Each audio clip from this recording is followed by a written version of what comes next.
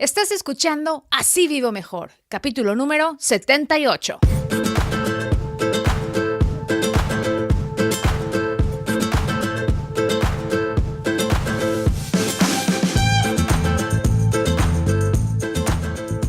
Hola, ¿cómo estás? Y muchísimas gracias por acompañarme en otro episodio de Así Vivo Mejor. Este es un show, un podcast dedicado a compartir contigo información práctica que nos ayude a administrar mejor nuestro dinero, a ahorrar y hacernos a la idea de vivir sin deudas para vivir mejor. Porque yo creo que cuando uno tiene en orden sus finanzas personales, se vive muchísimo mejor, con menos preocupaciones, menos estrés y mucha mejor salud. Yo soy Yasmín Thomas, soy coach de finanzas personales y periodista mexicana radicada en Estados Unidos y ganadora de 11 premios regionales Emmy. Si no te has suscrito para recibir las publicaciones de Así Vivo Mejor Podcast, automáticamente a tu app de podcast, ¿qué estás esperando? Es gratis, todos los martes publico. O sea que en cuanto sale, despacho el episodio, tú recibes una notificación en tu teléfono o en tu tableta, en tu computadora y entonces puedes escuchar Así Vivo Mejor Podcast. Así que, como decimos, salidito del horno, así bien fresquito. Bueno, si no te has suscrito, por favor hazlo en tu app favorita, iTunes, Google Podcast, Stitcher, Overcast, es la que uso más yo, Overcast, me funciona muy bien. También está Spotify, lo puedes escuchar en YouTube, etcétera. Ahora sí que donde sea que escuches podcast, está Así Vivo Mejor. Ahora, recuerda que la base para tus finanzas saludables es siempre saber cuánto dinero gastas, cuánto dinero ganas y en qué se te está yendo, ¿no? La única forma de tener un informe objetivo de tus finanzas es haciendo un presupuesto. Si no has descargado mi guía gratis para hacer tu presupuesto, te recomiendo que pongas ahorita pausa al podcast, te vayas directamente a asivivomejor.com/presupuesto y descargues tu guía gratis. Te llega por email, sigue las instrucciones y comienza ya a presupuestar, que es lo más indispensable que puedes hacer por tus finanzas saludables. Bueno, nos vamos de lleno con la entrevista. El día de hoy es un podcast larguito, pero es una súper entrevista. Estamos hablando de los 4 pilares para prepararnos, para poder retirarnos con dignidad. Mi invitado especial es un escucha del podcast, un escucha que se dedica a la planeación financiera en México. Ahora, todos los que están fuera de México no me digan, ay, pero no va a ser relevante para mí esta información. No, estos pilares son universales. Si tú vives en España, en Argentina, en Paraguay, en Estados Unidos, en Colombia, en Brasil, en donde vivas, esta información es relevante para ti. Excelente, entonces vamos de lleno con la entrevista con Álvaro Villarino. Él es un planeador financiero en México. Bueno, pues hoy les tengo un invitado especial. Es alguien que me contactó a través de haber escuchado el podcast, que le gustó lo que estamos haciendo con Así Vivo Mejor, y lo que me encantó es que como que me leyó la mente, porque yo tengo un plan de traer expertos en diversas áreas, porque hay áreas en las que quiero enseñarles o que aprendan de más, pero que no son mi especialidad. Y estaba pensando en traer a alguien especializado en el área de planeación, de inversiones, de cómo se prepara uno para ahorrar bien para su futuro. Y en esos días me cae un email de Álvaro Villarino. Él es en México, él es un financial planner y ahorita nos va a explicar de qué se trata. Y tuvimos una conversación fabulosa por teléfono. Tenemos muchos principios sobre finanzas en común. Y dije, ¿sabes qué? ¿Qué mejor forma de poder compartir esto con toda la audiencia que invitarlo? Así es que, Álvaro, bienvenido a Así Vivo Mejor. Preséntate, por favor. Dinos dónde estás, a qué te dedicas, quién eres y cómo has llegado hasta dónde estás el día de hoy. Muchas gracias, Yasmín. Muy buenos días para ti, muy buenos días para tu auditorio. Mi nombre es Álvaro Villarino, soy planificador financiero en la Ciudad de México, en la parte norte, ya desde hace bastantes años.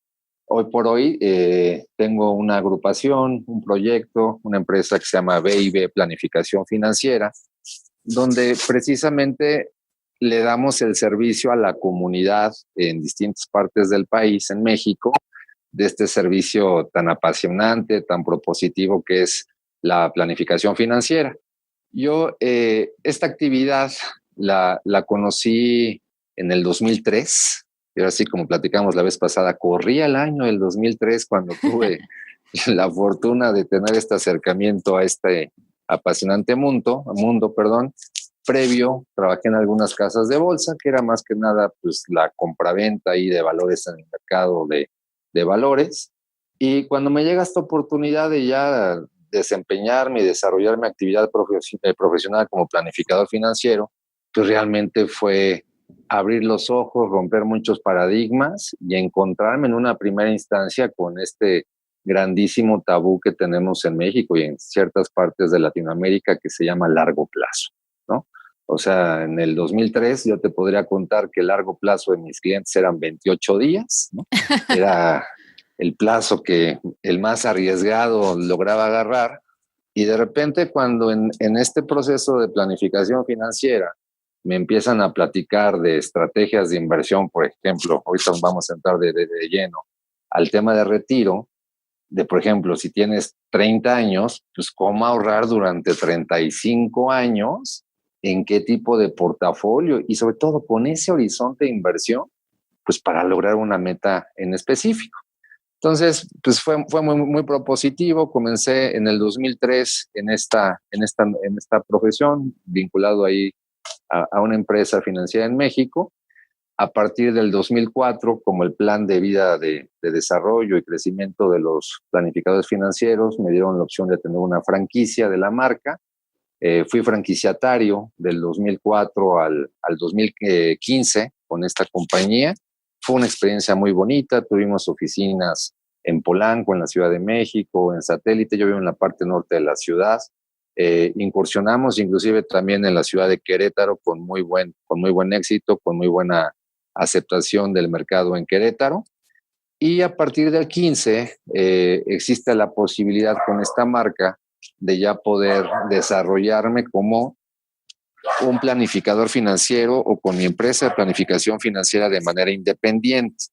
Entonces ya a partir del 2015 pues ya nos ponemos 100% de manera independiente y ya de ahí a la fecha pues con muy buen éxito seguimos la parte de Satélite.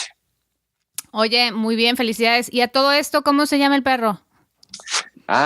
Se va a escuchar por aquí. Saluden a Chewbacca. Todos somos familia. ¿Se llama Chewbacca? Se llama Chewbacca, muy lindo, muy propositivo. Es un Shiatsu. Okay. Hoy me tocó hacer home office, agarro ahí un vuelo a rato porque voy a ver unos clientes ahí en un estado, a Veracruz. Y bueno, pues ahorita la entrevista para tu show, pues me tocó en casa y saluden a Chewbacca. Hola, es un lindo perro. Que bueno, él quería la fama también, ¿eh? Me parece que es vanidoso. Sí, ya también tiene su plan de retiro, entonces ahí luego que les platique. Fabuloso. Oye, y a todo esto, explícanos el concepto de la planeación financiera, porque algo que es importante para Así Vivo Mejor y para todos los que nos escuchan es que el lenguaje que manejamos sea un lenguaje fácil de digerir. Planeación financiera puede explicarse por sí solo, pero a mí no me gusta asumir que la gente entiende, porque yo cuando comencé a aprender de esto, hasta el término o el concepto de planeación financiera se me hacía un poco subjetivo, como que me faltaba aterrizarlo. ¿Por qué no nos ayudas a aterrizar cuando hablas de planeación financiera? ¿Qué debe venírsenos a la mente? Ok, mira, vamos a ponerlo en un sentido muy, muy fácil y muy concreto. El objetivo de este servicio, el objetivo de la planificación financiera es ayudar a las personas, a las familias, a que logren sus metas financieras de vida importantes o prioritarias a través de una adecuada administración de sus finanzas personales. Mira, yo este tipo de conocimientos, este tipo de filosofía, doy muchos talleres a nivel nacional en México, y en este enunciado, Yasmín, yo me puedo pasar media hora, ¿no? Y es con el enunciado con el que siempre abro un taller de planificación financiera. Ayudar a la gente a que logre sus metas de vida prioritarias en el tema financiero a través de una adecuada administración de sus finanzas personales. Aquí, ¿cuál es el reto que tenemos en un tema de idiosincrasia? Cuando yo hablo de que hay que ayudar a la gente a que logre sus metas financieras importantes de vida, pues de entrada, Yasmín, ¿cuáles son? Exacto. Te iba a decir eso. Muchos vamos por la vida sin ni siquiera contemplar el concepto de metas. Entonces, en el primer apartado es, pues, presentarle a un auditorio, a una comunidad, cuáles son esas prioridades o esas metas financieras importantes de vida, ¿no? Y mira, yo también tengo la hipótesis, en el caso de México, pues la gente va ahí caminando por su vida y de manera intuitiva, de repente, como que piensas que tienes una meta, ¿no? Si te vas a casar, a lo mejor piensas que eventualmente tienes que comprar una casa, si tienes hijos, a lo mejor eventualmente tienes que pagar el colegio, si de repente ves por ahí una película donde hay gente de la tercera edad ya viviendo un retiro maravilloso, a lo mejor piensas, a lo mejor yo un día me voy a retirar, pero no tenemos un contexto real de cuáles son esas metas a las cuales nos vamos a enfrentar. Entonces, pues lo primero que hace un planificador financiero es presentarle a las personas, a las familias, cuáles son de manera específica esas metas financieras a las cuales se van a enfrentar, ¿no?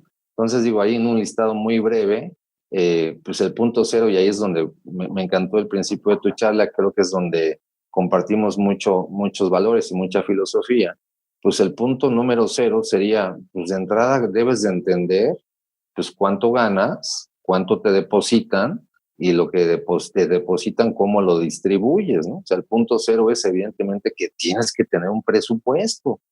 En muchas ocasiones la gente pues se da un estilo de vida que lamentablemente no puede pagar con base en el nivel de ingreso que actualmente tiene. Entonces, el punto cero, vamos a ponerles de que te administres correctamente financieramente, que es la segunda parte del enunciado. Yo también lo sostengo. En México, pues estamos acostumbrados a especializarte, a estudiar, a lo mejor con la expectativa de tener más responsabilidades en un trabajo y que como consecuencia puedas tener un mejor ingreso. Entonces la gente se especializa en cómo ganar más dinero. Pero en ningún lado es complicado porque igual entre más ganas, más gastas y siempre existe este concepto de elasticidad de ingreso contra consumo y puede llegar a haber algunos desajustes y como bien enuncia tu programa y la esencia de tu programa, pues el tema es vivir sin deudas, ¿no? Y el punto, por ejemplo, cuando hablamos de estos objetivos clave, podemos poner los dos primeros que consideramos que son los más importantes en planificación financiera. El primero, como tú también lo mencionas, es que toda familia debe de tener por lo menos un fondo de contingencias que equivalga entre 3 meses a 6 meses de lo que gasta. Entonces, de ahí de entrada, pues la gente debe de saber pues, cuánto gastas, ¿no? Porque en muchas ocasiones ni siquiera vamos por la vida sin entender cuánto es lo que estamos gastando de manera mensual. Entonces, el primer punto con el presupuesto es saber cuánto te depositan, bueno, cuánto ganas, cuánto te depositan, cuánto gastas, y ya que lo tienes bien claro ese concepto de cuánto gastas al mes, multiplicarlo por 3 o por 6. Digamos que el primer objetivo prioritario en una estrategia de planificación financiera sería tener tu fondo de contingencias. Y el segundo, en el mismo nivel de importancia, es que tengas una planificación para tu retiro. Cuando hablamos de retiro, esa va a ser la prioridad más importante que pueda tener una persona o una familia cuando hablamos a ahorro de largo plazo.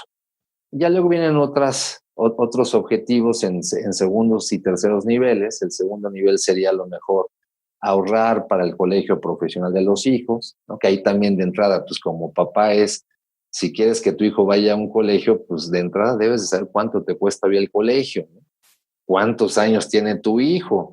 ¿Cuántos años le hace falta de aquí a los 18, 19 años para ingresar a ese colegio? Y con base en ese horizonte de inversión y al costo del colegio que quieres mandar a tu hijo, pues empezar a tener una estrategia. Y los otros dos que también consideramos importantes y prioritarios, y yo los veo más como un esquema de diversificación, es de que la gente, ya que tiene casa, pueda invertir en bien raíz, pero también siempre le vamos a sugerir de contado. Si ya sacaste una casa y tu primera casa fue a crédito, pues que la segunda o la tercera, las que vayas a tener como un aspecto de diversificación, porque al mexicano le gusta mucho invertir en bien raíz, en ladrillo, en piedra, en terrenos, pues que lo hagas de contado y que el negocio no se lo lleve el banco, sino que más bien te lo lleves tú. Y el otro punto de diversificación, y cada vez creo que es mucho más notable y sobre todo más visible para nosotros, es de que la gente tenga el capital suficiente para emprender un negocio y que ya consideres por lo menos un año y medio de gastos fijos. Si vas a comprar una franquicia, cuánto te cuesta la franquicia, que sepas cuánto van a ser los royalties que vas a estar ofreciéndole al dueño de la marca. Y lo más importante, que dentro de tu proyecto inicial tengas entre año y medio de gastos fijos para que le des el tiempo de maduración a tu emprendimiento, ¿no? Entonces, resumiendo un poco cuáles son estos objetivos prioritarios, y si te das cuenta, no está viaje a París, ni viaje a Exacto. Orlando, no están este tipo de otro tipo de cuestiones. Es fondo de contingencias, retiro, colegio para los hijos o un posgrado para uno, y luego la diversificación entre comprar casas o bien raíz de contado y tener el capital suficiente para emprender un negocio. Entonces, en este primer propósito de qué es planificación financiera y para qué sirve, es explicarle a la gente, a las familias, cuáles son esos objetivos prioritarios de vida, y segundo, que a través de una adecuada administración de sus finanzas personales puedan tener acceso a una planificación, a una estrategia para que vayan logrando en el transcurso del tiempo este tipo de proyectos. No, hombre, todo lo que cuentas es como música para mis oídos porque es específicamente lo que trato de promover yo en el podcast y en la plataforma del blog. Y a diferente nivel, ¿no? Mi enfoque es que la gente aprenda a administrarse, a vivir sin deudas. ¿Para qué? Porque yo les enseño, tu ingreso es tu poder, tu dinero es tu poder. Cuando tú tienes tu ingreso comprometido en los pagos del viaje a París, del viaje a Orlando, del carro, de la casa, de la universidad, te quedas sin poder. Todo lo que ganas se lo debes a todos los bancos. ¿Y qué pasa? Que no puedes invertir, no puedes pagar tu casa, no puedes lanzar un negocio, no te puedes independizar. Y luego pasan 20 y 30 años y te das cuenta que no has logrado nada. Entonces, me fascina que hayamos conectado porque tú traes una perspectiva mucho más amplia que puede ofrecerle nuevas aspiraciones y nuevos horizontes a todas las personas que nos escuchan.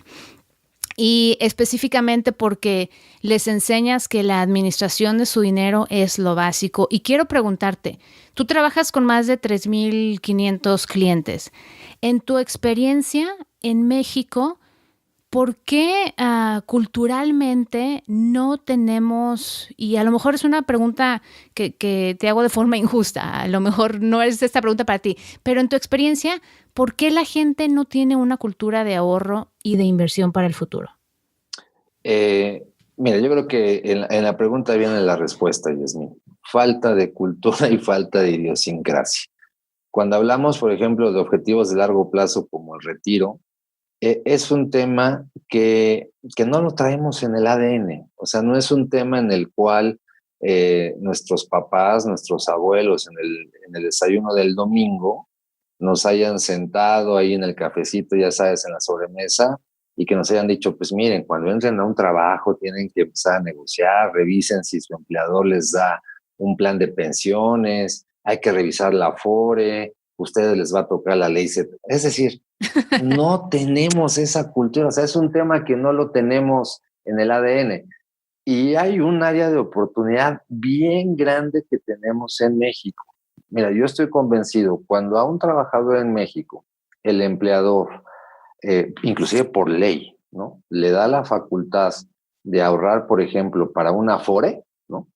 El trabajador cuando escucha que ya ahorra para la Afore, piensa que ya está hecho, ¿no? Piensa, ya tengo Afore, pues seguramente con esto ya me voy a poder jubilar bien. O sea, somos personas que nos falta en ese tipo de conceptos, porque nosotros lo tenemos muy bien desarrollado, esta capacidad de indagar más, de preguntar más, de ser suspicaces, ¿no? A ver, ok, ya tengo Afore, pero realmente ¿para qué me va a servir?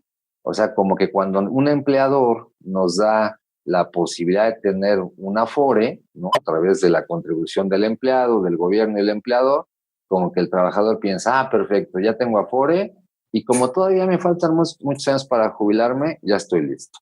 Por ejemplo, el otro área de oportunidad también, cuando un empleador te da un seguro de vida, que habitualmente son colectivos, pues hasta llegas a casa, ¿no? Y, oye, mi amor, no te preocupes, mira, aquí está esta póliza que tengo ya de seguro de vida, si me pasa algo, ya estamos protegidos. Pero el problema es de que ni siquiera leemos cuánto tenemos de suma asegurada, ¿no? Y a lo mejor nada más tienes 3 años de tu salario mensual. Y entonces, por ejemplo, si tienes hijos pequeños, como es mi caso, una nena de 11, si fuera ese mi caso, pues si yo fallezco, mi familia va a poder mantener su mismo estilo de vida, evidentemente durante 3 años. Es decir, nos falta indagar más. Este tema y sobre todo el regreso al tema del retiro, es un tema que no lo tenemos en el ADN, que falta mucha información. Y mira, y lo que yo sí te podría compartir de estas personas o este número ya muy importante de clientes que tenemos en BIB, pues todos estaban como los demás, ¿no? No sabían nada de retiro, no sabían nada de expectativas de retiro, y lo único que hacemos como planificadores financieros es poner un espejo y decirles, mira, esto es lo que tienes, y si hoy te estuvieras jubilando, esto es lo que estarías percibiendo con base en el esquema de pensiones obligatorio que puedas tener. En esa parte sí, realmente nuestro trabajo es muy estresante, no estamos muy contentos en ese sentido porque sí vemos unas reacciones de mucha preocupación y estrés de la gente que asesoramos, pero pues eventualmente tenemos que ser portadores de una situación a la cual se van a enfrentar. Algo que conversábamos la vez anterior también, ¿no? O sea, no es un tema de edad, no es un tema de que la gente que tiene 40 años hacia arriba es la que ya se debe de empezar a ocupar de esto. Cuando hablamos de estos temas con personas que tienen 23, 25 años, causa el mismo impacto que con las personas que tienen 50. Ahora, la gran ventaja de las personas que tienen 25 años es que tienen 40 maravillosos años como horizonte de inversión para poder hacer una estrategia a jubilarse y poder mantener el mismo estilo de vida. A lo mejor los que ya tenemos 40 años o más y no hemos iniciado con este tipo de planificación, pues sí, pues lamentablemente nos va a costar más trabajo, vamos a tener que invertir más en porcentaje del ingreso que uno de 25 años de edad, pero pues eventualmente ya llevamos 15 años en la pachanga, ¿no? O sea, no hemos sido previsores durante 15, 20 años, hemos gastado pues todo lo que hemos ganado y no teníamos en el radar la información de qué va a pasar al momento de nuestra jubilación. Perfecto. Y antes de que entremos en el tema ya de lleno de cómo prepararnos para la jubilación, hay personas que escuchen así o mejor en todo país de habla hispana y en otros donde se hablan otros idiomas. Pero para aquellos que, digamos, están en España, Colombia, Argentina, Paraguay, que no están familiarizados con el concepto de Afore o el nombre Afore, explícales a qué te estás refiriendo porque estoy segura que cada país, no importa dónde estén, República Dominicana, Canadá, Estados Unidos, tienen un sistema similar al de Afore para ahorrar e invertir para su futuro. Sí, claro, por supuesto. Como bien mencionas, digamos, cada país tiene un esquema de previsión. Le llamamos que es el primer pilar, ¿no? El primer pilar es el pilar gubernamental, el pilar obligatorio, el estatal, en el cual un estado, un gobierno, tiene distintos mecanismos para ir previendo, ir provisionando X cantidad de dinero para cuando el trabajador ahora sí que la persona que forma parte de un estado, de un país, llegue al momento del retiro, pues tenga algo para lo cual se pueda jubilar. Ahí la sugerencia sería que empiecen a indagar y evidentemente y a entender perfectamente bien cuál es el alcance de ese primer pilar de retiro que le llamamos obligatorio, ¿no? Por ejemplo, en México las AFORES, en su caso son CIEFORES, son sociedades de inversión especializadas para el retiro, ¿no?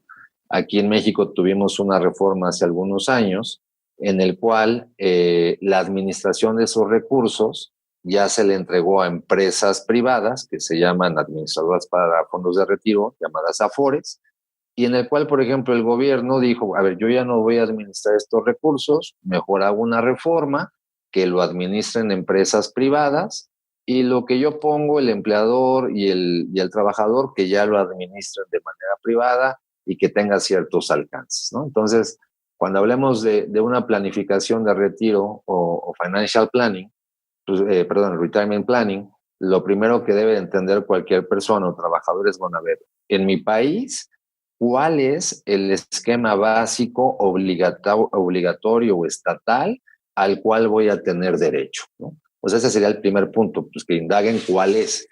Y ya que saben cuál es, que evidentemente seguramente todos lo saben, pues sí, que empiecen a indagar cuál va a ser el alcance. Bueno, a ver, ya tengo esto para retirar ahora, ¿realmente para cuánto me va a alcanzar? Digo, hoy estoy convencido, afortunadamente estamos ya en la época del acceso a la información muy transparente casi en todo el mundo y por lo tanto, pues seguramente podrán tener acceso a este tipo de información y que sepan cuál va a ser el alcance de este primer pilar, ¿no? En el caso de México, pues tenemos hoy este esquema que se le llamó la reforma de la ley del 97 retiro, en el cual los trabajadores aportan directamente a una AFORE y los que cotizaron antes de ese año todavía podemos jubilarnos con una ley anterior que se llama la ley del 73, en el cual pues, prácticamente una institución que se llama Instituto Mexicano del Seguro Social se encarga de pagar el retiro, la pensión de un trabajador.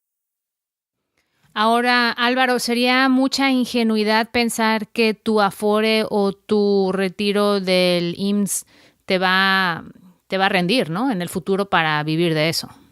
Mira, en promedio, hablando, por ejemplo, de Afores, ¿no? Hablando de Afores, en promedio, el ingreso esperado va a estar aproximadamente entre un 20, máximo un 30% del salario base de cotización del trabajador, ¿ok? Aquí también vale la pena puntualizar algo, o sea, lo que el trabajador en México le está aportando a su Afore es lo que es tu salario base de cotización, ¿no? A ver, a lo mejor tu ingreso o tienes otras fuentes de ingreso. Sí. Te perdí ahí por un minuto. Repíteme esa última. ¿Aquí estamos? ¿Sí me escuchas bien? Sí, ahora sí. Ok, perfecto. Te comentaba que lo que se le aporta a la Afore es bajo un concepto que se le llama salario base de cotización, que es el ingreso que se le reporta al Seguro Social de lo que gana cada trabajador. Pero cuando hablamos, por ejemplo, de planificación financiera, a lo mejor un trabajador tiene lo que es el Seguro Social, bueno, el salario base de cotización y a lo mejor tiene otra fuente de ingreso, ¿no? Vamos a suponer, tienes 1, 2, 3 salarios bases de cotización y a lo mejor eso corresponde nada más a la mitad del total de tus ingresos porque das clases y haces otro tipo de cosas. ¿Cuál es el problema? Que de eso que estás aportándole a tu Afore, solamente va a representar entre un 15 a un 30% de lo que le estás cotizando al Seguro Social. O sea, que es muy ingenuo, como bien mencionas, que la Afore y en su momento una renta vitalicia que puedas contratar, pues va a poder mantener el mismo estilo de vida al cual estabas acostumbrado mientras trabajabas. Ya, y es muy triste ver que muchísimas personas llegan a edad de retiro y no tienen nada, ni ahorros, ni Afore, y tienen una micropensión y ahora sí que, ¿qué hacen, no? Muchas personas no tienen opciones, siguen trabajando. Otras personas tienen que convertirse en responsabilidad de familiares y a veces es difícil en la familia también que está adoptando la responsabilidad. Y si podemos nosotros ahorita comenzar a aprender y prepararnos para tener un futuro donde podamos vivir y mantener nuestro nivel de vida y vivir con dignidad y no estar estresados y no estar deprimidos porque la situación económica ha cambiado, pues qué mejor, pero es hoy, ahorita en este momento, el día de tomar acción. Entonces, ok, muy bien Álvaro, continúa entonces. Sí, mira, de hecho me gustaría compartirles, por ejemplo, un poquito de las expectativas que tenemos en México para efectos de retiro, ¿no? Aquí la fuente de esta información que les voy a compartir es el Consejo Nacional de Población y el INEGI, ¿no? Que son los que hacen los censos a nivel nacional. Estos dos organismos nos dicen que de cada 100 mexicanos, ¿no?, que hoy tienen entre 25 años a 45 años, ¿qué se espera al momento de la edad de retiro? Es decir, 65 años. Es decir, de cada 100 mexicanos que tienen entre 25 y 45 años de edad, ¿qué se espera a la edad de los 65? El 61%, o sea, 61 de 100, va a depender de familiares o de amigos o inclusive de la caridad. Mira, cuando yo doy talleres de estos temas, y no sé, estoy en un auditorio con 20, 30, 100 personas, a mí de veras me estresa mucho cuando yo escucho como financiero el 61% de algo, ¿no? O sea, es muchísimo, o sea, es un universo, el 61% de algo es muchísimo.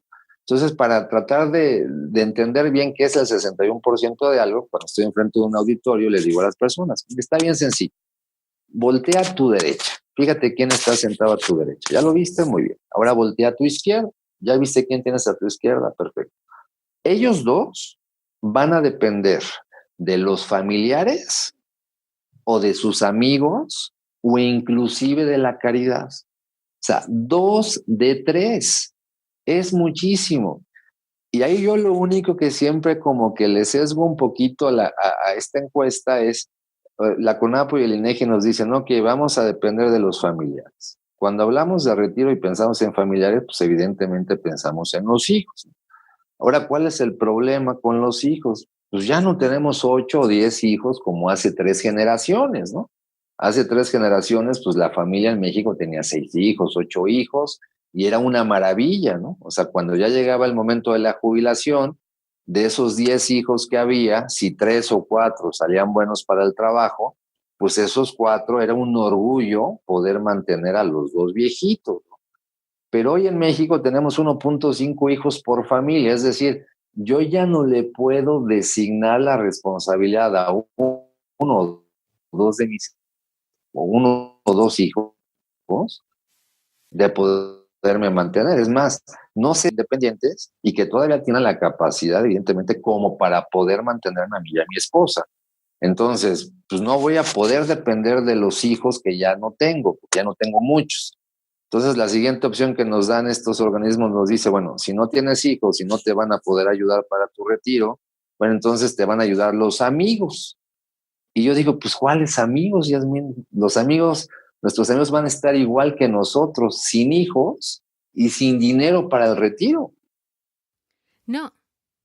Y aparte de eso, los hijos están estresados con sus propias deudas, están hasta arriba con las tarjetas de crédito.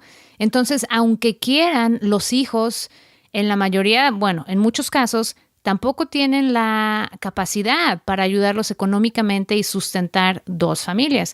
Y lo veo, ¿no? Tengo clientes y tengo amistades que viven estresados porque no saben de dónde van a sacar para poder sustentar los gastos del departamento, del mantenimiento de los papás. O tengo personas en la audiencia que me escriben, oye, ¿qué hago? Mis papás asumen que yo los voy a mantener y yo con poco que puedo con mis gastos. O sea, ¿cómo le hago? ¿Cómo manejamos esta situación? Y es una situación muy difícil.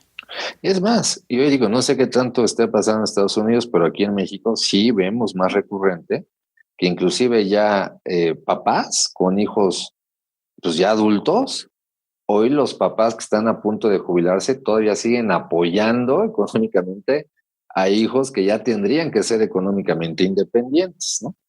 Y mira, en ese 61% que les platicaba, que era depender de los familiares o de los hijos, que es complicado, o de los amigos, que también es complicado, la última opción que nos dan es la caridad.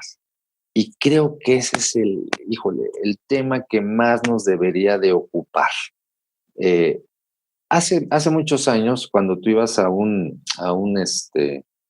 tienda de estas grandes de consumo, pues tú veías en México, digo, no sé en otros países, pero había como que un apoyo a niños, ¿no? Que estaban estudiando y tenían que llevar sus boletas y tenían que ser muy buenos estudiantes, y en el cual pues la tienda les daba la oportunidad de estar en las cajas, y estos niños son los que meten los víveres que compran las personas en bolsas, ¿no? En México se les llaman cerillos, ¿no? Hace muchos años eran niños los que pues iban ahí, como que recibían ciertas pues monedas, y les ayudaba para su gasto, para X cosa. Hoy por hoy, desde hace como 5 o 6 años, ya no hay niños, Dios mío. Hay personas de la tercera edad. Evidentemente, estas personas no es un trabajo, no tienen un sueldo, no tienen seguro social. En muchas ocasiones son personas que ya tienen una pensión, pero es tan mínima y raquítica que tienen que completar como sea para poder tratar de subsistir de mes a mes. Entonces, por ejemplo, la CONAPO y el INEGI nos dicen que vamos a depender de familiares, amigos o de la caridad.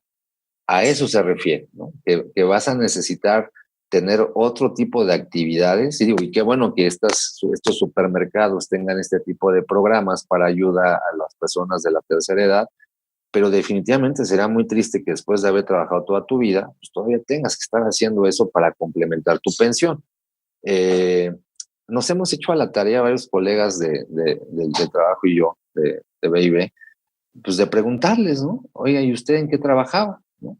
Y nos hemos encontrado grandes sorpresas. O sea, hay gente que fue maestra, hay gente que eran arquitectos, hay gente que, pues sí, a lo mejor eran plomeros, eran albañiles, eran jardineros, pero sí, es una mezcla muy compleja. O sea, porque no solamente, pues hay personas que realmente tuvieron seguro social, tuvieron ISSSTE, y hoy no les alcanza y tienen que complementar, ¿no? Entonces, en esta información de expectativas que les comparto, la CONAPO y el INEGI nos dicen, de cada 100 mexicanos entre 25 a 45 años de edad, se espera que 2 de 3 van a depender de familiares, amigos o de la caridad.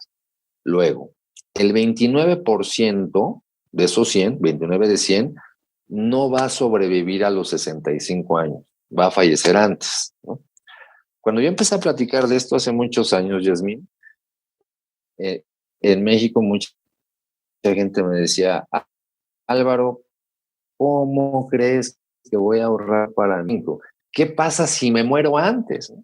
Imagínate todo el esfuerzo que hice por ahorrar, y luego quién sabe quién se lo va a gastar. No, pues mejor me lo gasto hoy, ¿no? Era un argumento que me decían mucho en México por ahí del 2003. Oh, yo Entonces todavía lo escucho todos los días. Todos los días me dicen, pero ¿para qué quiero ahorrar, invertirme? Si yo trabajo tanto, ¿por qué no lo puedo disfrutar hoy? Todos los claro, días. ¿para qué ahorro si igual y me muero, y quién lo va a disfrutar, ¿no? Entonces, aquí el tema que tenemos, o el reto que tenemos como retiro, es que el 29% no va a llegar. Es decir, casi una persona de 3, ¿no? Uno de 3 no va a llegar a los 65 años. Es decir, para las personas que piensen eso, sí les puedo compartir. Es más probable que sí llegues a los 65 a que no llegues. 2 de 3 sí vamos a llegar a los 65, y 1 de 3 no va a llegar.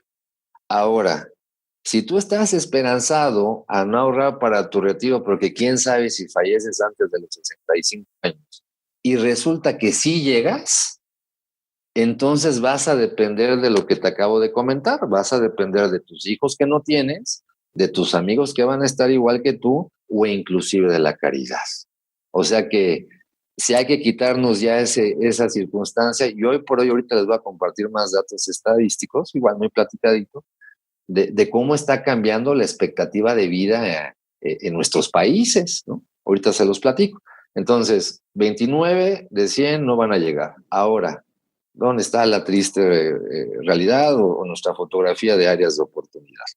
Solamente una persona de 100 en México va a ser rica al momento del retiro. 4 van a ser económicamente independientes y el 5% nunca se va a poder retirar, va a tener que seguir trabajando toda la vida. Eso que les acabo de comentar es las expectativas que tenemos en México de retiro. A ver, espérame. 1% van a ser ricos, 4% van a estar económicamente estables y independientes. Independientes. ¿Dijiste 95%? No, 1% va a ser rico, 4% va a ser económicamente independiente y el 5% que resta nunca se va a poder retirar, va a tener que seguir trabajando. ¿Y los demás? Ya, nos dio el 100. 61 va a depender de un tercero. 29 no llega. Okay. Ajá, 29 yo pensé que era otra estadística. No, es sobre la misma. Para cerrar el 100, ahí digamos que sería 61 depende de un tercero, 29 no llega, 1 es rico, 4 económicamente independiente y el 5% va a tener que seguir trabajando. Es decir, esa información. ¿Cuál es la consecuencia de esto? Que del 86% de la población viva a los 65 años, fíjate, el 86% de la gente que sobrevive a los 65 años va a depender de alguien más. Está tremendo. Y ¿sabes qué? Te voy a pedir un favor. Envíame, si tienes chance, después de esta conversación, eso por email, para poner la gráfica en el artículo del blog para que la gente vea y le hago su grafiquita, porque esas estadísticas son impresionantes. Y creo que ya es momento de que como sociedad, de que como profesionales, como adultos, despertemos y nos enfrentemos a la cruda realidad y al dejar de vivir hoy y no pensar en el mañana, porque ya necesitamos superarlo, necesitamos madurar y prepararnos. Entonces, aparte de las opciones que tenemos para tener una cierta entrada en el retiro, ¿qué otras opciones existen? Ok, mira, la primera entonces, el primer pilar es, les comentamos hace unos minutos, el obligatorio o el estatal, ¿no? Hablando en el caso de mi país, de México, pues sería el Seguro Social o sería, por ejemplo, el ISSSTE o algunos estados tienen sus esquemas de pensiones. Entonces, ahí el punto número 1 que tendrá que hacer una persona es, entender cuál es el alcance de lo que tengo hoy, ¿no? Quitarnos ya ese estado de confort y pensar, es que ya tengo ahí mi Afore o ya tengo mi ISSSTE o ya tengo la otra cuestión del Estado donde trabajo y eso no va a resolver tu situación de retiro. Pero es el que está y es el que ya tienes, o sea, felicidades, qué bueno, ya lo tienes, ¿no? Si te va a dar el 30% de tu último ingreso, maravilloso, ya tienes el 30%. Ahora, si les pongo en la mente este número, 85%. A nivel global, estadísticamente está comprobado que cuando una persona o familia se jubila con el 85% de su último ingreso, puede mantener su estilo de vida en el retiro y vivir una jubilación con júbilo. Entonces, el número que debes de entender es 85%. Tu estrategia cuando hagas tu planificación de retiro debe de ser para que cuando te jubiles puedas tener un ingreso equivalente al 85% de tu último ingreso. Entonces, me regreso al primer pilar. Si el pilar obligatorio te va a dar el 20 o el 30, perfecto, ya lo tienes. Pues te falta el 55, ¿no? Entonces, ¿cuál es la segunda opción que tenemos los trabajadores para jubilarnos? El segundo pilar para jubilarnos, es el corporativo o de pensiones, ¿no? Se le conoce como planes de pensiones.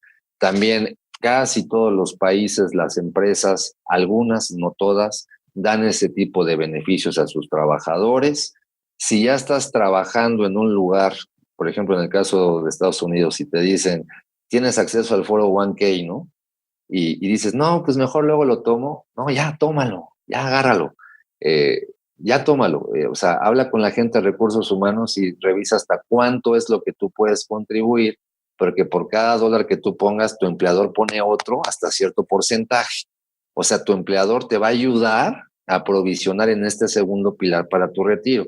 Lo mismo pasa con los planes de pensiones en México, ¿no? Sobre todo les llamamos de contribución definida, que es bien triste. En México hicieron una reforma fiscal hace algunos años donde quitaron el incentivo a las empresas y muchas empresas decidieron ya no seguir ayudando o fomentando el retiro a través de estos planes. Pero hoy en México, si tu empleador tiene la opción de tener un plan de pensiones, igual ve con recursos humanos y pregunta hasta cuánto puedes aportar, porque también el empleador te pone una contribución, ¿ok? Entonces, el segundo pilar que tenemos para retiro es planes de pensiones que pueda entregar el empleado, ¿no? Y para hacer un paréntesis, esto de la contribución que te da el empleador es como dinero gratis, es dinero gratis. O sea que, ajá, si tú estás recibiendo, si tú pones, digamos, 3 pesos y el empleador te puede poner otros 3 pesos, ya son 6 pesos que tú vas a invertir mes por mes a través de 30 años que se van a traducir en miles y miles o millones. Pero el problema es que la gente no le entra. Sí, porque piensan, no, pues estoy muy joven, mejor luego le entro. No, si ya lo tienes, empieza hoy. O sea, y es más, si a lo mejor apenas estás saliendo del colegio y vas a ir a tu primer entrevista de trabajo, también cuando te pregunten y cuando tú indagues en tu negociación, indaga también si el empleador ofrece, ¿no?, este tipo de esquemas. Y es más, yo te aconsejaría, de acuerdo a lo que te apasione, cuando busques tu primer empleo, pues trata de conseguir una empresa que tenga este tipo de recursos, porque van a ser bien importantes para ti. Y si un empleador, una empresa da un esquema de plan de pensiones, sin duda es una empresa que está en favor de cuidar su capital intelectual. Va a ser una empresa que seguramente tiene un clima organizacional, perdón, muy propositivo, una cultura linda donde puedas desarrollar, crecer y tener una experiencia profesional muy buena. Entonces, indaga cuando vayas a pedir trabajo si el empleador tiene este tipo de esquemas. Y como bien mencionas, Yasmín, vamos a llamar, es ganar el 100% de tu inversión. Por cada 10 pesos el empleador me pone 10 pesos más. Oye, pues ya le gané el 100, gane o no rendimientos, ya tengo el doble de lo que ahorré. Entonces es muy propositivo. Hay sus límites, cada país y cada situación tendrá ahí su propia regulación, pero es importante indagar con su departamento de recursos humanos si el empleador ofrece este tipo de beneficios, ¿no?, que son planes de pensiones.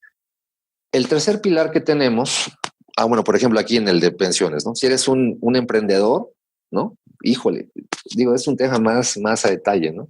Pues de entrada, pues tú no tienes ni el primero, ¿no? O sea, si eres emprendedor o eres un autoempleado, como quieras denominarlo, pues tú no tienes IMSS, no tienes ISSSTE, no lo tienes. ¿Cuál es el que te queda? El tercero, que son cuentas individuales, ¿no? O sea, hay mecanismos en muchos países en el cual tú puedes ahorrar para tu retiro y puedes tener muchos beneficios. En el caso de México en concreto, tenemos una figura que se llama Plan Personal de Retiro. El artículo es el 151, fracción quinta de la Ley del Impuesto sobre la Renta, en el cual nos da esta maravillosa oportunidad, ¿no? Este artículo nos dice: los trabajadores en México podemos ahorrar hasta el 10% de lo que ganamos antes de impuestos por año y hacer para nuestro retiro, ahorrarlo para nuestro retiro y hacerlo 100% deducible de impuestos. Es una maravilla. Es una figura relativamente nueva, surge en el 2003 y este artículo nos dice, a ver, puedes ahorrar hasta el 10% de lo que ganas al año antes de impuestos y hacerlo 100% deducible. Les recuerdo, en el caso de México, ¿qué puedes deducir? Pues casi puedes deducir gastos, ¿no? Gastos personales, gastos médicos, funerarios, el interés real de los créditos hipotecarios, donativos, gastos médicos mayores, colegiatura de los niños de preescolar a bachillerato. Es decir, tenemos algún tipo de lista, pero hay que gastar, pues hay que pagarle al doctor y que el doctor nos dé una factura para poder deducir impuestos. En el caso de este artículo ya no tienes que gastar. Por ahorrar, tú eres dueño de ese dinero y aparte lo haces deducible de impuestos. Evidentemente, Hacienda nos pone un límite. No podemos rebasar 5 UMAS, que es un nuevo criterio que se tiene para hacer ciertas mediciones en México, elevadas al año, ¿no? Es unidades de medida de actualización.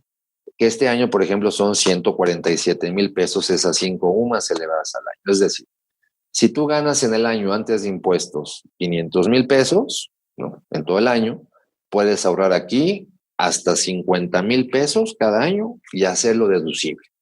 Y aquí es donde empieza la parte bien interesante. Si por conceptos de ingreso tienes que pagar de impuestos sobre la renta un 25, un 30% de lo que ganaste, si ahorraste 50,000, Hacienda te va a regresar 15, 20,000 pesos de acuerdo a tu nivel de ISR de lo que hayas ahorrado. Entonces se vuelve muy propositivo. Ese es el tercer pilar que tenemos, cuentas individuales. Es como si te estuvieran recompensando por ahorrar, básicamente. Totalmente de acuerdo. Y la explicación es bien sencilla, Yasmin. En el caso de México, el gobierno ya se dio cuenta que si los mexicanos no nos preparamos para el retiro, vamos a hacer una carga gigantesca para el Estado porque les vamos a estar pidiendo servicios de salud, ayudas, pensiones, porque mira, más o menos si tomamos como base 2005, primer año, y 2030, el segundo año de una muestra, casi va a ser en México el 400% de retirados. Es decir, si en el 2005 las pensiones no alcanzaban para mantener el mismo estilo de vida, ¿no? Era un retirado, vamos a poner que en el 2030 van a ser 4 retirados por uno que había en el 2005, es decir, vamos a hacer 4 veces más la población en retiro, ¿no? Entonces, pues el gobierno ya se dio cuenta que si no hace algo hoy para incentivar a que la gente ahorre para el largo plazo, cuando nos toque llegar al momento de la jubilación, vamos a hacer una muestra gigantesca de adultos mayores, pues pidiéndole recursos a papá gobierno, ¿no? Entonces, en ese sentido también, o sea, no nos esperancemos a que el gobierno nos vaya a mantener al momento de la jubilación. Hagamos algo por nuestra parte, dejemos de ser infantes financieros y hay que trasladarnos a volvernos adultos financieros.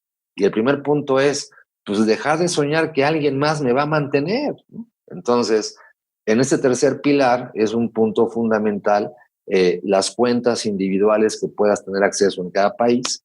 Por ejemplo, en Estados Unidos es un IRA, ¿no? Individual Retirement Account, igual, ¿no? Los trabajadores pueden aportar, lo deducen de impuestos y tienen ahí sus ciertas especificaciones. Ojo, en este pilar 3, pues sí, nos dan muy bonitos beneficios, lo deducimos, podemos invertir en fondos exentos, pero sí nos pone ciertos límites el artículo, ¿no? Hay que sacar este dinero hasta los 65 años de edad cumplidos. Pero el punto clave aquí es entender cuáles son las opciones que tenemos para nuestra jubilación. Entonces, resumiendo un poquito, sería el primer pilar de retiro es el obligatorio o el del Estado, el que ya tienes, ¿no? En el caso de México, el IMSS, el ISSSTE. El segundo pilar son los planes de pensiones o corporativos que pueda darte el empleador. El tercero, que es donde creo que tenemos que estar todos, son planes individuales. En el caso de México se llama Plan Personal para el Retiro. Cada país probablemente tendrá ahí su modalidad. Y el cuarto pilar es tu pilar patrimonial, es decir, todas esas inversiones que hiciste durante tu vida profesional, es decir, que si compraste un departamento para rentarlo, que si grabaste discos y te dan regalías, escribiste libros y te dan regalías, si eres emprendedor y tu negocio le fue muy bien y recibes dividendos, digamos que el cuarto pilar es todo lo adicional de activos que tú generaste durante tu vida profesional y probablemente te puedan dar un flujo mensual al momento de la jubilación como un ingreso, les llaman algunos, ingreso pasivo, en el cual lo único que tienes que hacer es rentar tu departamento o rentar tu casa o ponerlo en Airbnb o donde se te pegue la gana. Si escribiste libros o escribiste contenido, pues recibir las regalías, o si tienes empresas, pues tener tus dividendos, ¿no?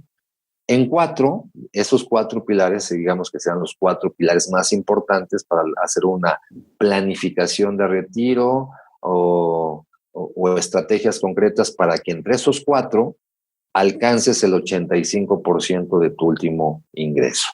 ¿Ok? No, está buenísimo, porque creo que muchos pensamos que el concepto del ahorro para el retiro es para otro año. El año que entra me preocupo, el año que entra me preocupo y cuando menos lo esperas, se te fue el tren. Entonces, la estrategia que nos presentas tú creo que es objetiva, tiene variedad. Todos, no importa en qué país te encuentres, tienes acceso a algún tipo de estos cuatro pilares. La onda es que la gente tome acción, que la gente se informe y también que busquen ayuda de alguien especializado en el tema. Mucha gente me escribe y me dice, ¿qué app me recomiendas para invertir? Y les digo, ninguna. O sea, ¿cómo vas a poner tu dinero a la suerte en manos de una app? No, o sea, hay compañías de inversiones que tienen un app para que puedas ir monitoreando tus inversiones. Es diferente, pero no vayas con alguien que no es experto en inversiones o no vayas con una app o no pongas tu dinero en algo que no entiendes. Primero infórmate. Como nos dijo Álvaro, busquen en su país cuáles son sus opciones, qué ofrece el Estado, qué ofrece tu compañía, qué ofrecen otras organizaciones de forma individual donde tú puedas ir a hacer tus inversiones. Y enfócate en aprender antes de entrarle. Eso es lo que yo le digo mucho a la gente. Primero entiende los conceptos y busca ayuda de expertos y no hagas cosas que no entiendas, porque a lo mejor te vas a llevar en 30 años te vas a quedar con mal sabor de boca porque tú esperabas ciertos resultados que no eran los que en realidad podías lograr. Ajá, pero por falta de información te hiciste esperanzas, pues. Claro, y es un tema muy importante. Digo, ahorita lo que les he compartido, si te das cuenta, prácticamente nada más es el tema filosófico, vamos a ponerlo así, del deber ser, por qué una persona tendría que iniciar a tener una estrategia, una planificación para su retiro. Cuando hablamos, por ejemplo, ya de cómo se invierte para el retiro en estas cuentas individuales, también es otro mundo, Yasmin. Es totalmente otro mundo. Digamos, si podríamos poner como que las tres reglas, ¿no? De cómo invertir para el largo plazo, en este caso para tu retiro, yo podría poner, primero, pues evidentemente, buscar un esquema de inversión que en el largo plazo te pueda ofrecer pues una rentabilidad más interesante que productos bancarios tradicionales de corto plazo, ¿no? O estos productos a veces con seguros que te ofrecen cierto tipo de rentabilidad. Ahí digo, lo que siempre podemos sugerir es pues el mercado, ¿no? En el caso de México tenemos desde hace muchos años una modalidad muy linda que se llama sociedades de inversión o mutual funds que están en todo el mundo con distintas plataformas. Y lo que es muy interesante es que históricamente avalan el desempeño de estos fondos de inversión. No se pueden garantizar tasas porque la tasa va a ser consecuencia del mercado en que están invirtiendo, pero tienen una historia, ¿no? E históricamente pues, pagan más que productos bancarios tradicionales. Entonces, el primer punto es, pues para invertir existe una figura robusta, muy propositiva, que se llaman fondos o sociedades de inversión. Y el concepto es bien sencillo en ese contexto, Yasmín. Estos fondos o sociedades surgen con un ánimo de democratizar el acceso al mercado de valores. Por ejemplo, hace muchos años, si una persona quería invertir en el mercado de valores, comprar bonos del gobierno o bonos de empresas o acciones, era muy poco accesible. La única opción que teníamos era a través de una casa de bolsa y una casa de bolsa pues pedía mucho dinero como monto mínimo para poder ingresar, para poder invertir. Entonces, de ahí mucho también de las situaciones en México de que la gente dice, pues es que mira, para invertir en el mercado se necesita mucho dinero y aparte saber, porque si no vas a apostarle, ¿no? O jugarle a la bolsa, como decimos muchos mexicanos. Y entonces, como no tengo acceso a la casa de bolsa o al mercado, pues me queda el banco, pero como el banco no paga, pues mejor me lo gasto, ¿no? Entonces ahí como que se vuelve un círculo vicioso muy, muy triste. Hoy por hoy con los fondos de inversión, hay fondos en México que a lo mejor con 5,000 pesos, con 10,000 pesos, te dan acceso al mercado. O sea, ya no tienes que llegar con montos gigantescos para poder tener acceso al mercado. Por eso llamamos que se democratizó el acceso al mercado de inversiones, al mercado de valores. Está regulado por Hacienda, que es la máxima autoridad en México, a través de una comisión que se llama Comisión Nacional Bancaria y de Valores. Entonces, lo primero que les podría sugerir es buscar este tipo de recursos, sociedades de inversión o mutual funds, en donde poder invertir para tu retiro a largo plazo. La segunda regla que les podría sugerir, Yasmín, es, no sé en otras partes del mundo, pero en México sí me queda claro, a los mexicanos no nos gusta el riesgo, ¿no? Oímos riesgo, Yasmín, y no, hombre, ya pensamos en una catástrofe. No, como no hay un conocimiento, una cultura muy grande en esto, oímos riesgo, volatilidad y la gente se espanta. En muchas ocasiones, inclusive mucha gente asume otro tipo de riesgos más grandes que estos, pero eventualmente uno piensa que los tiene en control, ¿no? Entonces, la única forma, una de las formas que entendemos para cómo minimizar el riesgo, pues es diversificación, ¿no? Diversifica.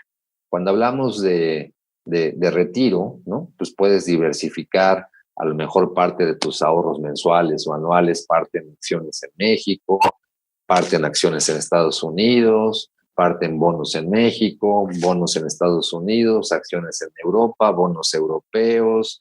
Es decir, hoy el mercado, como ya está muy, muy abierto y hay tanta regulación, nos da acceso a poder invertir en distintas partes del mundo, siempre y cuando sean mercados bien regulados y visibles para todos, ¿no? Entonces, ¿qué pasa cuando te diversificas, no?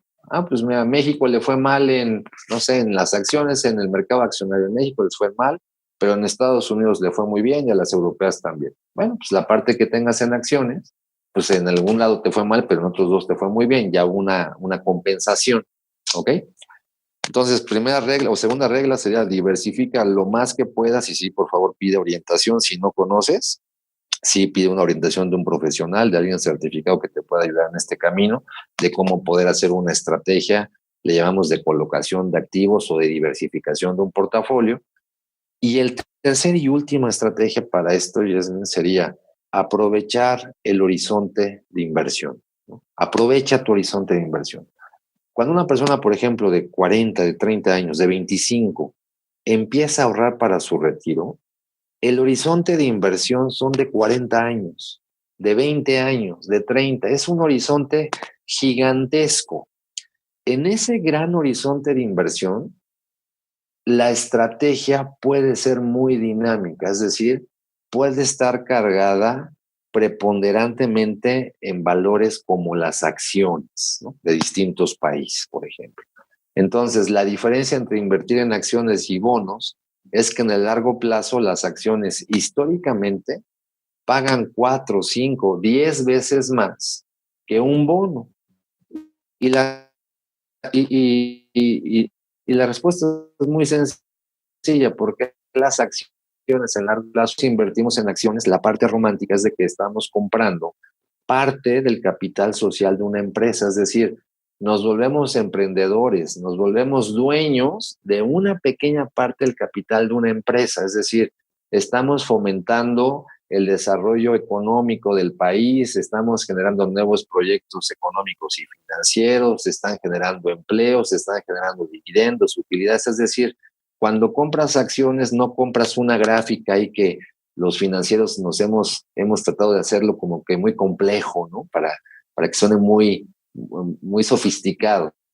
El tema es bien sencillo, o sea, cuando inviertes en acciones te vuelves socio de una empresa, ¿no? O sea, por ejemplo, si hay personas que quieran emprender, creo que lo platicamos la semana pasada, Yasmin, en un restaurante, ¿no? Quieren ser restauranteros porque piensan que poner un restaurante es muy buen negocio. Y yo les pregunto a veces, oye, ¿qué experiencia tienes en restaurantes? No, pues ninguna. ¿Te gusta cocinar? No, pues la verdad es que no me gusta mucho. Oye, ¿alguna vez has tenido un restaurante? No, jamás. ¿Alguna vez has tenido un negocio? No. Pero alguien me dijo que ser restaurantero siempre da buenos negocios.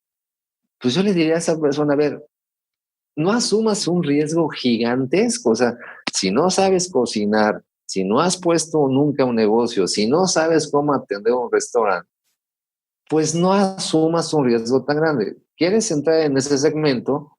pues busca en tu mercado local alguna empresa que cotice en bolsa que se dedique al desarrollo o a la comercialización de restaurantes o cafeterías, ¿no? Yo te diría, pues mejor compra acciones de esa empresa que sabe cómo hacerlo y no emprendas en algo que no conoces y que seguramente hay una posibilidad muy amplia de que puedas quebrar tu propio emprendimiento. Entonces, a lo que voy es, cuando invertimos en acciones, nos volvemos dueños de una pequeña parte del capital de distintas empresas. Y cuando hablamos, por ejemplo, también del contexto de diversificación, hoy hay sociedades de inversión en distintos países, en algunos lugares les llaman ETFs o iShares, donde en un solo fondo de inversión, a lo mejor dentro de su cartera, hay 2,000 empresas, ¿no? Oye, yo tengo, para cerrarlo en números, tengo $100, pesos para mi retiro, de los cuales 10 pesos están invertidos en ese fondo de inversión. Esos 10 pesos que invertiste en ese fondo de inversión que compra acciones de empresas, esos 10 pesos que tienes están diversificados en 1,000, 2,000 empresas. Entonces tienes diversificación y estás aprovechando poder invertir en activos que en el largo plazo existe una gran posibilidad de que generen buenos rendimientos, ¿no? Entonces, el horizonte de inversión es, el tema sería aprovéchalo y el horizonte va a determinar la estrategia. Entre más plazo tengas para llegar a tu objetivo, puedes ser más dinámico en cómo distribuir tus activos, en cómo aprovechar el mercado, cómo aprovechar también la imperfección del mercado. Y por ejemplo, ¿no? En el caso de nosotros, personas que les falten de 5 o 10 años para su jubilación, por ejemplo, el portafolio que pueden tener es un portafolio que tiene 80% en acciones y a lo mejor nada más 20% en bonos, ¿no? En deuda, como los CETES en México, ¿no? Es decir, estás en una estrategia que está de acuerdo a tu horizonte de inversión. Ahora, hay mucha gente que sí me llega a decir, Yasmin, es que a mí no me gusta la volatilidad, no me gusta ver estos vaivenes que tiene el mercado accionario o el mercado cambiario, ¿no? Yo quiero ser más conservador, yo solamente quiero bonos. ¿Se puede? Sí, sí se puede. ¿Cuál es la diferencia? En una estrategia de retiro, si a lo mejor necesitabas ahorrar, vamos a ponerlo en dólares, $100 al mes, para llegar a un monto que te permita mantener tu 85% del último ingreso en 30 años, y tenías que ahorrar $100 al mes en un portafolio que tiene muchas acciones. Si tú quieres un portafolio muy conservador, se puede, por supuesto, pero ya no vas a tener que ahorrar 100, a lo mejor tienes que ahorrar 200, porque la falta de rendimiento del mercado lo vas a tener que sustituir con una capacidad de ahorro mayor. Sí, no sé si fui claro. Sí, sí, sí. Como no estás arriesgando tanto, el crecimiento no va a ser tal que para crecer al mismo paso que los $100 en el diferente fondo de inversión. Claro, en el tiempo. Entonces, ¿se puede ser más conservador? Sí, pero también hasta la idea de que vas a tener que ahorrar más para llegar a tu objetivo, ¿no? Sí, creo que por ahí hay Entonces, digamos, como que en un concepto así muy básico de finanzas. Sí, te escucho, Yasmin. Algo que se escucha mucho en el mundo de las finanzas es que a mayor riesgo, mayor crecimiento, ¿no? Y cuando tú tienes tu dinero en inversiones que son seguras, pues no te pagan tanto como podría pagarte acciones o otro tipo de inversiones. Totalmente de acuerdo. Y también, digo, para tranquilidad, digo, esto siempre, evidentemente, la sugerencia es, si no tienes ni idea o no tienes mucha experiencia en esto, pues evidentemente busca un profesional que esté certificado en tu país, que te ayude a tener este tipo de estrategias, pero ya llega con una idea un poquito más clara. Oye, quiero ahorrar para mi retiro, pero quiero un portafolio que se ajuste a mi horizonte de inversión, ¿no? O sea, tengo 40 años, quiero ahorrar 25.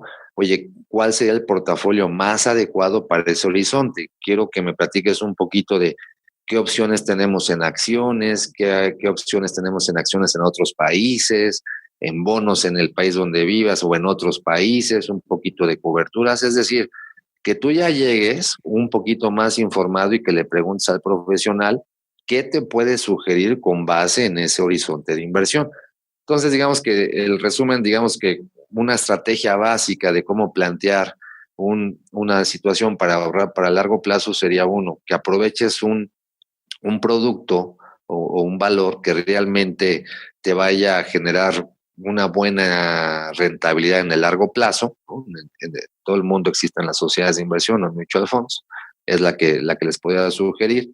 El segundo punto es pues, que aproveches una buena distribución, una buena diversificación para darle un poquito más de estabilidad al portafolio.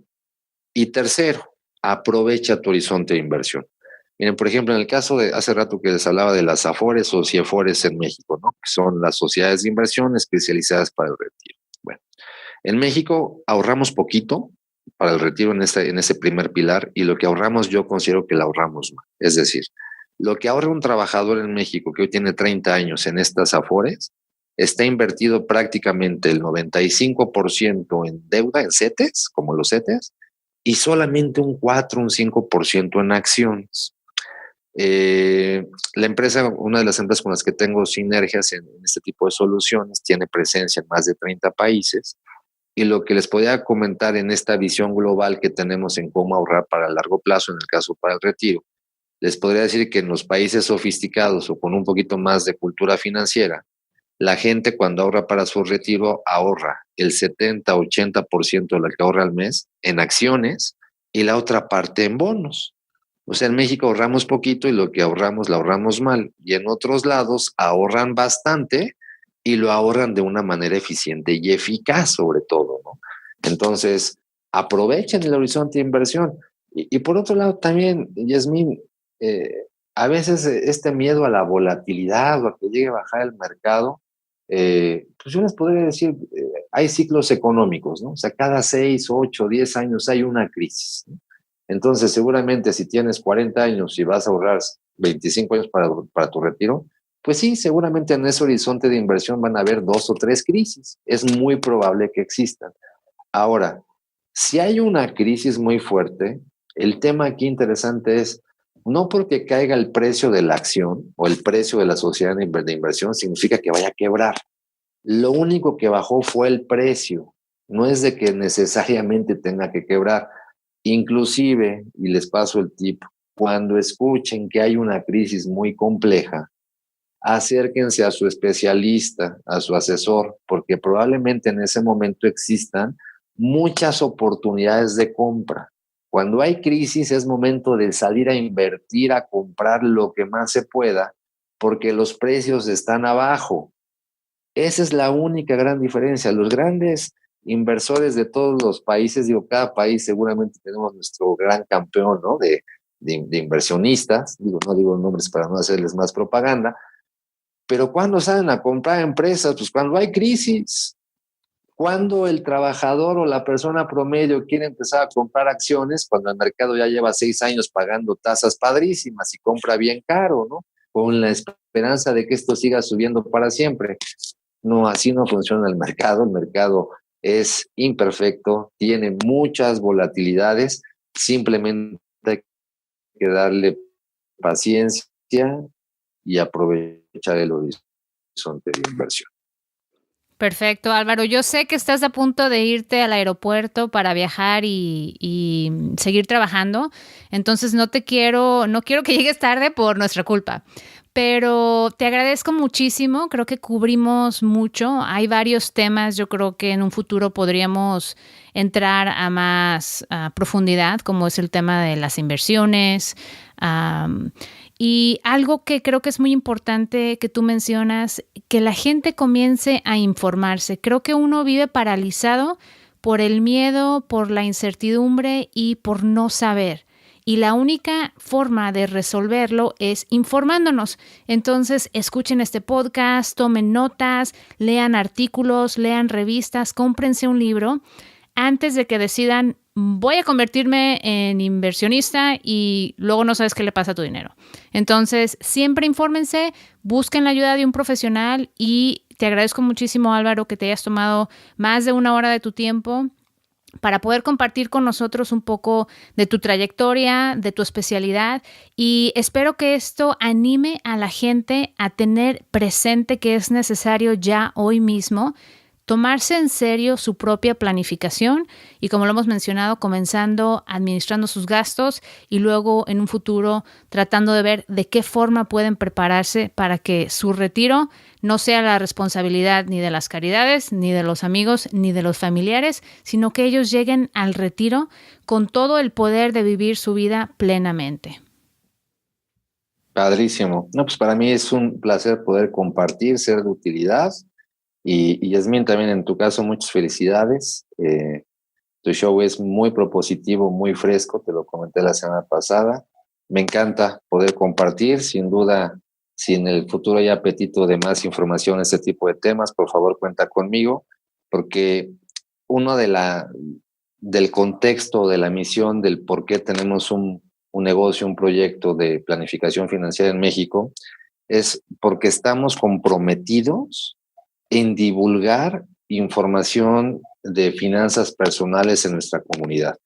Yasmín, yo estoy convencido que si cada persona o cada familia en México o en todos los países, al menos una vez en su vida, tuviera acceso a la asesoría de un planificador financiero, este sería otro país. No, les cambiaría la vida. Seríamos otra región, otro país, la calidad de vida sería totalmente diferente. Los monumentos financieros no tendrían tantos pisos, estarían tanto a la mitad porque la gente no tendría deudas, la gente estaría viviendo propositivamente para en el tema de su retiro y todos los temas que se ven en planificación financiera. El punto es, estamos convencidos de que si las personas al menos una vez tuvieran acceso a este tipo de información y de servicio, cambiaría la calidad de vida. Entonces, pues cuenta conmigo si hay apetito en el futuro para seguir divulgando ese tipo de información. Y pues un saludo a todo tu auditorio. Gracias, Álvaro, y estoy segura que lo habrá. Y ustedes que nos están escuchando, si hay algún tema específico que se mencionó en este podcast que les gustaría que Álvaro regresara para explicarnos a más detalle e ir a más profundidad, mándenme un email. Ustedes saben, mi email es yasmin@asivivomejor.com. Los contesto todos los días personalmente. Cualquier sugerencia es muy bienvenida. Gracias, Álvaro, y estamos en contacto. Gracias a ti. Saludos. Buen día. Pues muchísimas gracias por escuchar este episodio. Yo sé que está largo, pero está lleno de información súper valiosa. Toma acción, por favor. No te quedes nada más analizando y lo que se llama parálisis por análisis. Toma acción y prepárate a partir de ya para poderte retirar con dignidad. Muy bien, recuerda que siempre puedes visitar las notas, los apuntes del show en asivivomejor.com/78 para que puedas ver un poco de la información que compartimos en este episodio.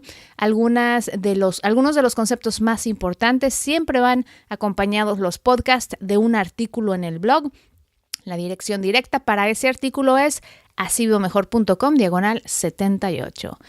Si no me has dejado una reseña para el podcast, es lo único que te pido, es la forma en la que tú puedes contribuir para el crecimiento de la plataforma de Así Vivo Mejor. Puedes hacerlo en iTunes, en mi canal de YouTube, puedes hacerlo donde escuchas el podcast, en Google y también en mi página de Facebook. Si no me sigues en Facebook, estoy en yasminthomas.com/Facebook. Tengo también un grupo al cual puedes unirte, se llama Sin Deudas, Así Vivo Mejor, el grupo. Entonces puedes buscarlo y con mucho gusto me encantaría que participaras. Es la comunidad de personas que están adaptando este nuevo sistema de vida sin deudas como una manera más sustentable para lograr la plenitud en realidad. Entonces, por favor, por ahí si quieres estar en contacto con los demás que están pagando sus deudas y transformando sus vidas, te puedes también unir a mi grupo de Facebook. Muy bien, con esta información me despido. Te agradezco porque con tu compañía así vivo mejor. Yo soy Yasmín Thomas y te espero en la próxima.